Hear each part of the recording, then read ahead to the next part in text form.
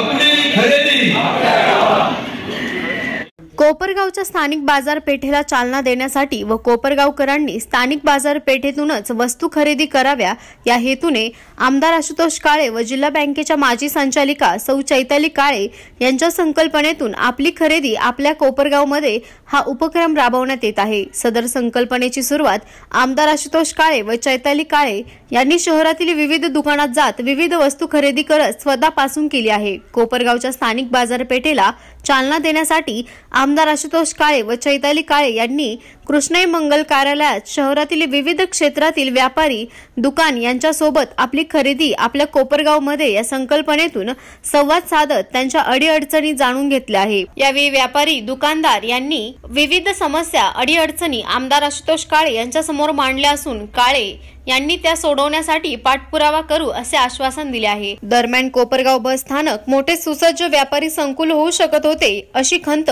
आमदार आशुतोष काळे यांनी व्यापाऱ्यांसमोर व्यक्त करत ते व्यापारी संकुल झाले असते तर कोपरगावची बाजारपेठ फुलण्यास मदत झाली असती असे मत आमदार काळे यांनी यावेळी व्यक्त केले आहे। यावेळी आमदार आशुतोष काळे व चैताली काळे यांनी सर्व कोपरगावकरांना छोट्यातील छोट्या वस्तू कोपरगावातील स्थानिक दुकानदारांकडून खरेदी कराव्या असे आवाहन केले आहे। नागरिकांना आवाहन केल्यानंतर स्वतः आमदार आशुतोष काळे व चैताली काळे यांनी दुचाकीवरून शहरातील विविध दुकानात जात विविध वस्तूंची खरेदी करत आपली खरेदी आपल्या कोपरगावमध्ये या संकल्पनेची सुरुवात स्वतःपासून केली आहे। यावेळी आमदार आशुतोष काळे व चैताली काळे यांनी दाबेली खाण्याचाही आनंद घेतला आहे।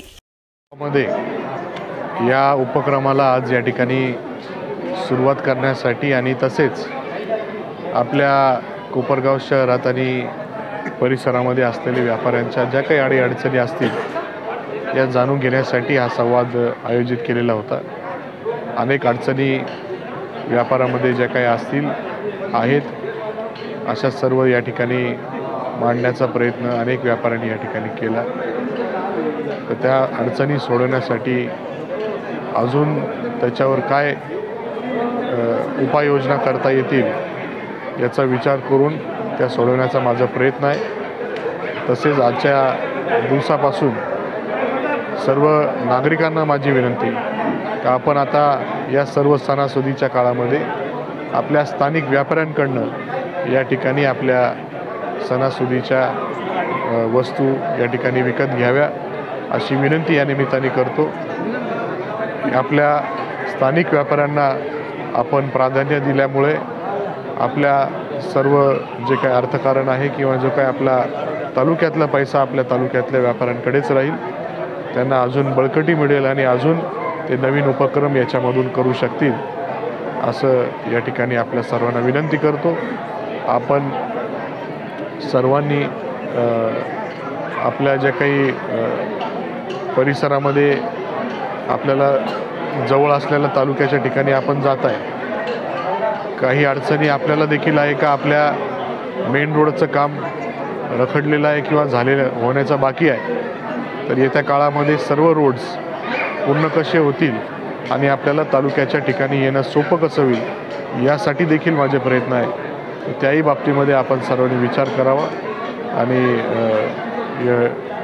शहरामध्ये खरेदी करायला यावं एवढी विनंती करतो। धन्यवाद। त्यांच्याबरोबर चर्चा करून एक अडचणी म्हणजे एक अडचण कशी सोडवता येईल याचा तोडगा काढण्यासाठी मी प्रयत्न करणार आहे। आणि काही आपल्याला व्यापाऱ्यांना मी तशी विनंती पण केली काय काळानुरूप आपण थोडं बदल आपल्या व्यवसायामध्ये त्या ठिकाणी केला पाहिजे। पारंपरिक पद्धतीने न जाता काही सोशल मीडियाची जोड जर आपल्याला त्याला देता आली किंवा काही अजून ऑनलाईन ॲप जर शक्य काही लोकांना असेल ते करता आलं तर निश्चितपणे आपण ते केलं पाहिजे, जेणेकरून व्यवसाय करत असताना आपण सेवा जर ग्राहकांना दिली तर तो ग्राहक आपल्याशी प्रामाणिक राहतो। आपल्याला कुठली गरज लागली तर आपल्याला तो विचारतो, आपल्याला सांगतो, तर आपण त्या पद्धतीने प्रयत्न केला पाहिजे अशी विनंती देखील मी आपल्या सर्व व्यापारी बांधवांना केलेली आहे। आता लोकांची भावना असते का मेन रोडला गाळा घेतला तरच व्यवसाय होतो, पण आता जसं जसं गाव वाढेल आणि लोकांना जसं सोयीचं होईल ज्या ज्या ठिकाणी जायला ते मग सगळेच लोक मेन रोडला जाणार नाही। आता त्या पद्धतीने आपण सुविधा उपलब्ध करून दिल्या पाहिजे।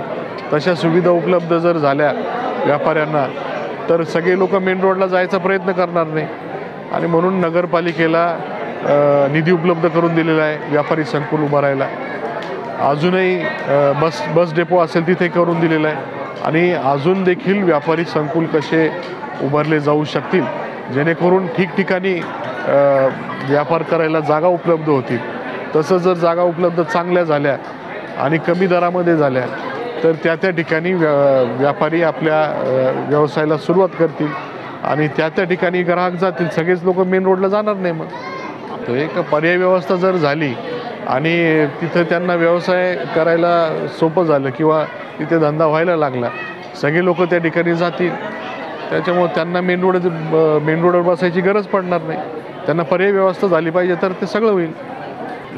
कसं त्यावेळेस व्यापारी संकुल बसस्टँडच्या समोर जर झालं असतं संगमनेरच्या धर्तीवर तर एक चांगली त्या परिसराला चालना देण्याचं काम झालं असतं. आता ते झालं नाही. आता त्याला ते दुर्दैवच म्हणायचं आपलं.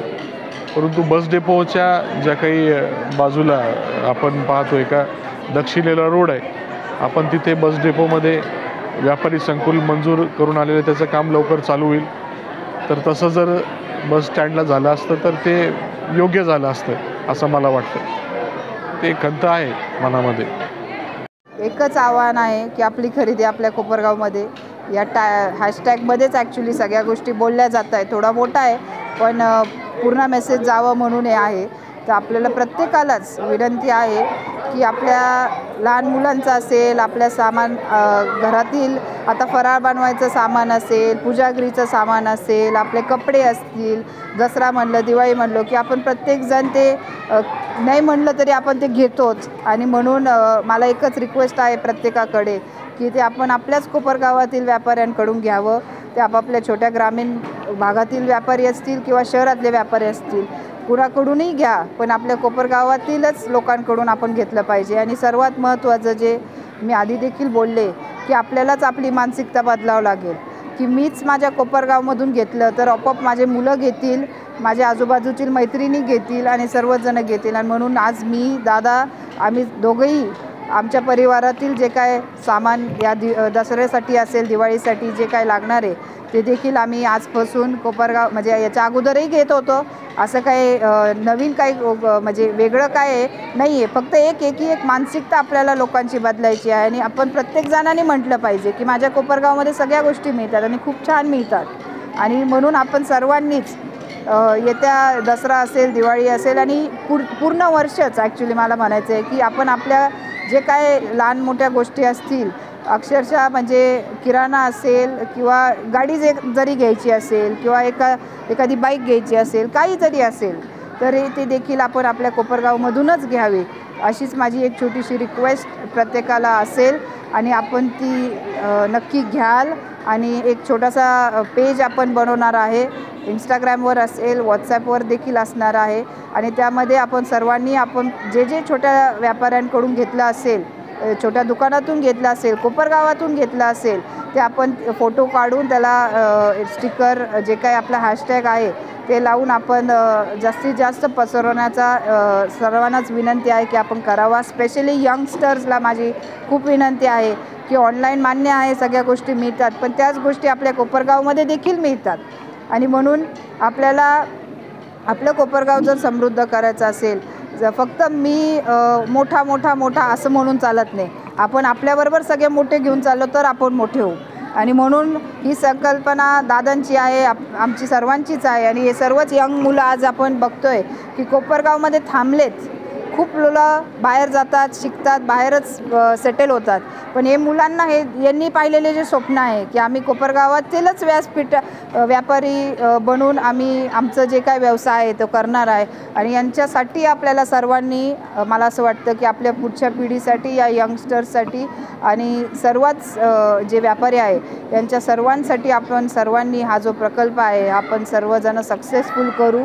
आणि इथून पुढे आपण सर्वजण कोपरगावमधूनच आपली खरेदी करू एवढंच मी इथं म्हणेल. धन्यवाद.